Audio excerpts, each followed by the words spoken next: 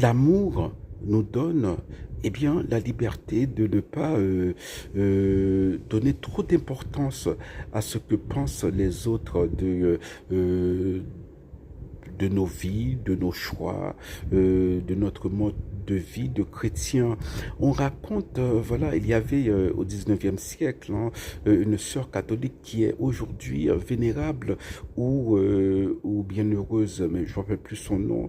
Donc on est au 19e siècle, donc c'est l'époque du capitalisme sauvage. D'ailleurs, c'est ce qui a poussé le grand pape Léon XIII à écrire son encyclique sur la doctrine sociale de l'Église, Rerum Novarum. C'était ça, c'était dans les grandes capitales européennes, à Londres, à Paris, il y avait des tas de pauvres, de prolétaires, des gens sous-payés, voilà, des gens qui étaient exploités de manière ignoble par les capitalistes, voilà, et bon, il y avait des gens qui, pour supporter la réalité, s'alcoolisaient. Et il y avait des alcooliques,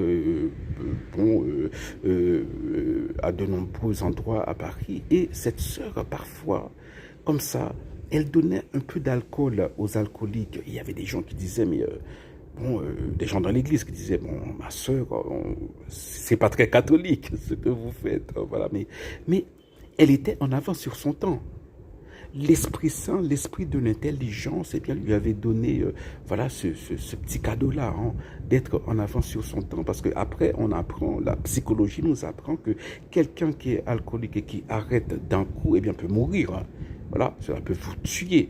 C'est ce qu'on appelle le delirium tremens. C'est une vraie maladie. Voilà. Et elle avait intuitivement compris cela.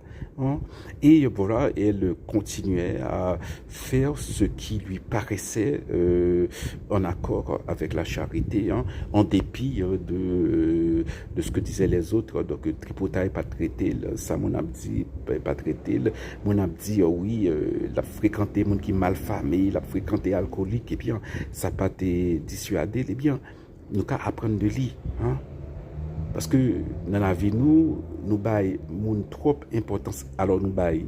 Et ça, nous pensons de nous trop importance.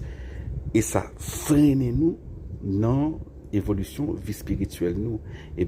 On nous demande l'Esprit Saint, nous toujours dans l'époque, côté l'Esprit Saint, et grâce, d'ailleurs, c'est une année jubilaire, nous lui demandons, voilà, au Père des pauvres, au Paraclet, au Défenseur, de remplir notre cœur de ce don de force qui nous permet d'affronter